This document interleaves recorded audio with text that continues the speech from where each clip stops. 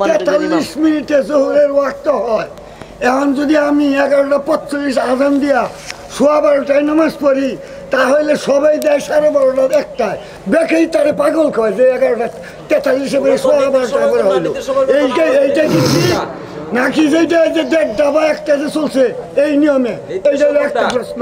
আরেকটা প্রশ্ন হইল, এই সাড়ে নামাজ আল্লাহ রাসূল বলছেন যে তোমরা দেরিতে পড়ো, যদি আমার উম্মতের কষ্ট না হইতে দেরিতে টাইম দিতাম।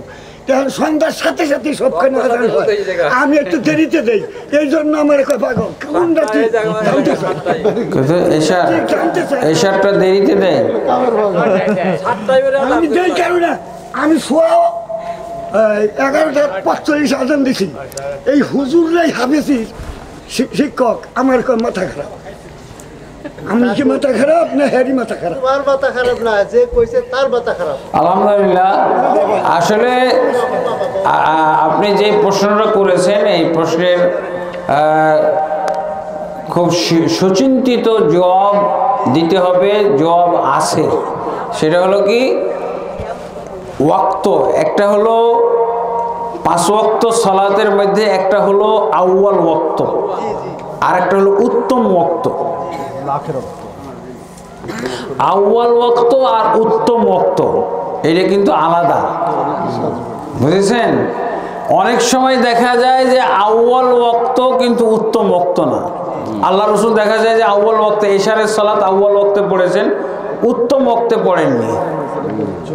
ইশারের সালাত হলো 1/3 অতিবাহিত হওয়ার পর পড়া, এটা হলো উত্তম। কিন্তু উত্তমটা আল্লাহ রাসূল আমল করেননি। কি করেছেন? আউয়াল ওয়াক্ত, সূর্য কি বলে, ইশারের ওয়াক্ত যখন শুরু হয়েছে তখনই আজান দিয়ে আল্লাহ রাসূল সাহাবীদেরকে নিয়ে নামাজ পড়েছেন। আর একদিন মাত্র উত্তম ওয়াক্তের উপরে আমল করেছিলেন, বিলম্ব করেছিলেন অনেকক্ষণ, তাতেই দেখেছিলেন, একদিন আমল করেই দেখেছিলেন যে এটা যে এই নিয়ম পালনে যে অপারক, এটা আল্লাহ রাসূল একদিনই পরীক্ষা করে ফেলেছেন। হ্যাঁ, রাত 10:30 ধরেন সাপোজ, আমাদের তখন তো ঘড়ি ছিল না, আমি বোঝানোর জন্য বলছি, রাত 10টা বা 10:30 বেজে গেছে। এশারের ওয়াক্তেই মুসল্লিরা, আল্লাহ রাসূলের সাহাবীরা মসজিদে এসেছে, আর 10টা পর্যন্ত সব অপেক্ষা করছে, আল্লাহ রাসূল বের হয় না। উত্তম ওয়াক্তে একদিন সালাত পড়িয়ে দেখাবে, এই জন্য আল্লাহ রাসূল বের হচ্ছে না। সব দেখি ঘুমায়, ঘুমাইতে অবস্থা খারাপ। পরে আল্লাহ রাসূল সাল্লাল্লাহু আলাইহি ওয়াসাল্লাম এসে তাদের দেখছে যে সবাই প্রায় ঝিমাচ্ছে, ঘুমাচ্ছে, এরকম অবস্থা। তো বলছি, আচ্ছা এরা মসজিদে আসার কারণে তো অনেকে আটকা পড়েছে, আচ্ছা এই বিলম্বটা যদি বাড়িতে হইতো তাহলে তো ফজর হয়ে যেত, এক ঘুমে ফজর। এই জন্য আল্লাহ রাসূল বলছেন কি, লাউলা নাশুক আলা উম্মতি, হ্যাঁ, লা আমারতুহুম বিতাখিরিল ইশা'i ইলা সুলুসিল লাইল। যদি উম্মতের উপরে ভারী না মনে করতাম, কঠিন মনে না করতাম, তাহলে আমি এদেরকে, উম্মতকে এশারের সালাতটা 1/3 পর্যন্ত বিলম্ব করে পড়তে বলতাম। এটা হলো উত্তম ওয়াক্ত, কারণ এটা হলো উত্তম ওয়াক্ত এশারের। কিন্তু এই উত্তম ওয়াক্ত ধরতে গিয়ে দেখা যায় যে তার ফরজ ছুটে যাবে, সুন্নত পালন করতে যা ফরজ ছুটে যাবে, এটা বিপদ না? এই জন্য আল্লাহ রাসূল সাল্লাল্লাহু আলাইহি ওয়াসাল্লাম উত্তম ওয়াক্ত বাদ দিয়ে আউয়াল ওয়াক্তে পড়েছেন। বোঝা গেছে? আর একটা দেখা যায় যে আল্লাহ রাসূল সাল্লাল্লাহু আলাইহি ওয়াসাল্লাম আউয়াল ওয়াক্তে, আমরা কিন্তু আহলে হাদিসরা বেশি আউয়াল ওয়াক্ত করি। জোহরের আউয়াল ওয়াক্ত, শীতের কালে জোহরের সালাত আউয়াল ওয়াক্তে পড়া উত্তম, আর গ্রীষ্মকালে জোহরের সালাত বিলম্ব করে পড়া উত্তম। কি বুঝলেন? হ্যাঁ, এটা একটা দ্বিতীয় বিষয় বুঝলেন তো? আর একটা তৃতীয় বিষয় যেটা, সেটা হলো ওয়াক্ত নির্ধারণের ক্ষেত্রে, সেটা হলো যে আউয়াল ওয়াক্তেরও কিন্তু শুরু আছে, মিডিল আছে, শেষ আছে। আউয়াল ওয়াক্তটা বিদ্যুৎ চমকানোর মতো ছক করে চলে যায় না, বুঝা গেছে? এটা কিন্তু একটা বিশাল ব্যাপার। আমার দেশের অনেক আলেম ওলামাও কিন্তু বিপদে পড়ে গেছে, এই ভ্রান্তির মধ্যে পড়ে গেছে। আউয়াল ওয়াক্তর শুরু কোথায়, এর মধ্যমটা কোথায়, এর শেষ কোথায়, আপনার এটা লাগবে, আপনার এই জ্ঞানটা লাগবে, বুঝেছেন? হ্যাঁ, আউয়াল ওয়াক্তের শুরু পাইছেন আপনি, কিন্তু আউয়াল ওয়াক্তের মিডিলটা চিহ্নিত করবেন, করতে হবে না? নাহলে তো সবাইকে আপনি গুমরা বলবেন। হ্যাঁ, আউয়াল ওয়াক্তেরও শুরু আছে, এর মিডিল আছে, এর শেষ আছে। জিবরাইল আলাইহিস সালাম দুই দিন, হ্যাঁ, এই যে জিবরিল আলাইহিস সালাম 2 দিন 5 ওয়াক্ত করে 10 ওয়াক্ত সালাত পড়াইছেন। 10 ওয়াক্ত সালাত পড়ায় প্রথম দিন আউয়াল ওয়াক্তে পড়াইছেন, আর দ্বিতীয় দিন শেষ ওয়াক্তে পড়াইছেন। তারপরে জিবরিল বলে দিয়েছেন যে আপনার উম্মতের ওয়াক্ত হলো এর মাঝামাঝি। তার মাঝামাঝি পর্যন্ত হলো লাস্ট, আউয়াল ওয়াক্তের লাস্ট হলো মাঝামাঝি। বুঝা গেছে? তার মানে আউয়াল ওয়াক্তটা আপনার মোটামুটি 1.5টা পর্যন্ত থাকবে আউয়াল ওয়াক্ত।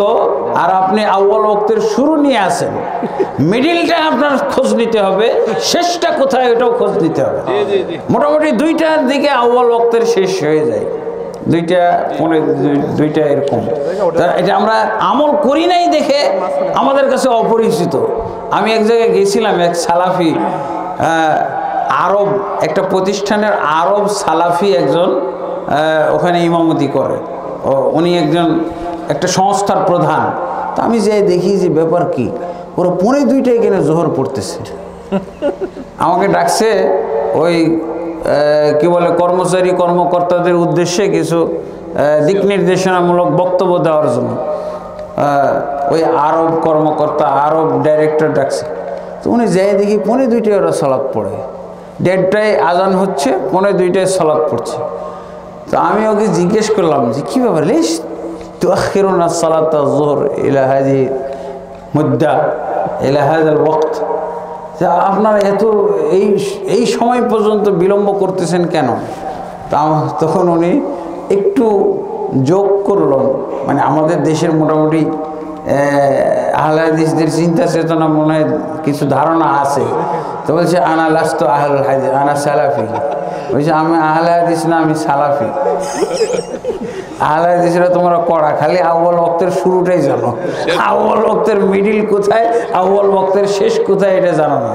তা আমি আউয়াল ওয়াক্তের মোটামুটি শেষের দিকেই পড়তেছি। তার কারণ এটা একটা সুবিধার জন্য যে সালাত পড়ে আর কেউ চেয়ারে বসবে না, সব বিদায়, অফিস থেকে বেরিয়ে যাবে, এটাই ছুটি। তো এই জন্য এখন আউয়াল ওয়াক্তে আবার 12:30টায় সব চেয়ার থেকে উঠবে, তখন কে আবার খাওয়া দাওয়া করবে, কি করবে না করবে, একবার অফিস শেষ করে কে লাঞ্চ করবে করো, অফিস থেকে বিদায় হয়ে। আমি এই সুবিধার জন্য এই কাম করছি। এই হলো অবস্থা। তা আপনার আউয়াল ওয়াক্তের শুরু জানা হয়েছে, মিডিলটাও জানতে হবে, আখেরটাও জানতে হবে, ঠিক আছে? এরপরে হলো ওয়াক্তের শেষ। আউয়াল ওয়াক্তের একটা শেষ, আর একটা হলো ওয়াক্তের শেষ। এই জিনিসগুলো কিন্তু আমাদের দেশের আলেমরাও বুঝে না। অনেক আলেমকে আমি প্রশ্ন করেছি, বলেন তো আউয়াল ওয়াক্ত কতক্ষণ পর্যন্ত? আউয়াল ওয়াক্ত কি বিদ্যুৎ চমকানোর মতো? বিদ্যুৎ চমকায় কীভাবে? ছক করে চলে যায়, হ্যাঁ, কয়েক সেকেন্ডের মধ্যে গোটা দুনিয়া আলোকিত করে অন্ধকার। আবার এরকম আউয়াল ওয়াক্ত এরকম না, আউয়াল ওয়াক্তের একটু স্থিতি থাকে। কতক্ষণ এটাকে অবশ্য ভাগ করতে হবে। ওই যে আল্লাহ রসুল বলে, জিবরিল বলে দিলেন, হ্যাঁ ওয়াক্তু সালাতি উম্মতিকা মা বাইনাল ওয়াক্তাইন, হ্যাঁ মা বাইনাল হাজাইন, মা বাইনা হাজাইন। আল্লাহ রসুল ওই যে জিবরিল বলে দিলেন না, এর মাঝামাঝি হলো আপনার উম্মতের ওয়াক্ত। তা আউয়াল ওয়াক্তটা হলো শুরু থেকে, আর মাঝামাঝি পর্যন্ত গিয়ে শেষ হয়ে যাবে কি আউয়াল ওয়াক্তের শেষ। বোঝা গেছে? আলহামদুলিল্লাহ। যাই হোক, একটা ভালো প্রশ্ন করেছিলেন, এই প্রশ্নের মাধ্যমে অনেকেরই ক্লিয়ার হলো।